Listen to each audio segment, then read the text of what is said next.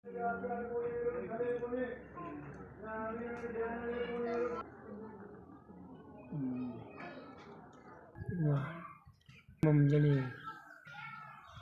मसला मैंने बनया है, मतलब सारा दस पूरा साल हो गया।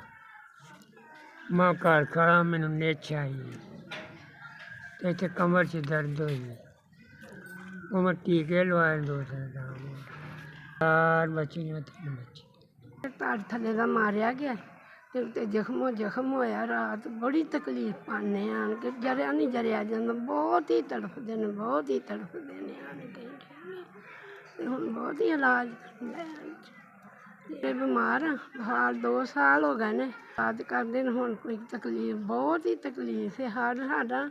हर हालात जिन्होंने टुर नहीं सकते, सादा थले धड़ मारिया गया। बड़ा औखा इलाज करान डे, बहुत ही पैसा चुकन डे तो साडा कोई आवाज ही नहीं सुनता पिया भी असीं धक्के ही खान डे असीं आन के।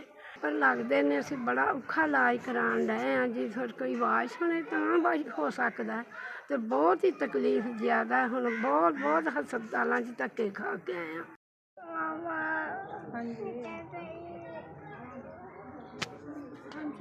अल्लाह तंदुरुस्ती दे, अल्लाह बरकत पाए, अल्लाह मदद की जे, अल्लाह तंदुरुस्ती वाली जिंदगी दे। असीं दुआवां करने जिन्हें साडी भैन भरां दी मतलब मरीज की मदद की है, साडी गरीबां दी आन के जी 6000 तुहाडी मदद की जे। 6000 रुपया मिलिया खाण वास्ते, मदद वास्ते।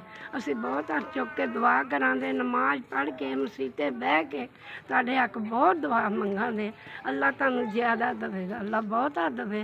उन्होंने मर्शां दे भाग लै, अल्लाह उन्होंने बहुती मदद देवे, अल्लाह उन्होंने तौफीक देवे, अल्लाह उन्होंने तंदुरुस्ती वाली जिंदगी देवे, अल्लाह सब ते बरकतां पाए करने वाले बच्चे करे तुहाडे ते। अल्लाह तुहानूं तंदुरुस्ती देवे, अल्लाह तुहानूं चोखा मार दे, सेहत दे, अल्लाह तुहाडे ते खैर कर दे।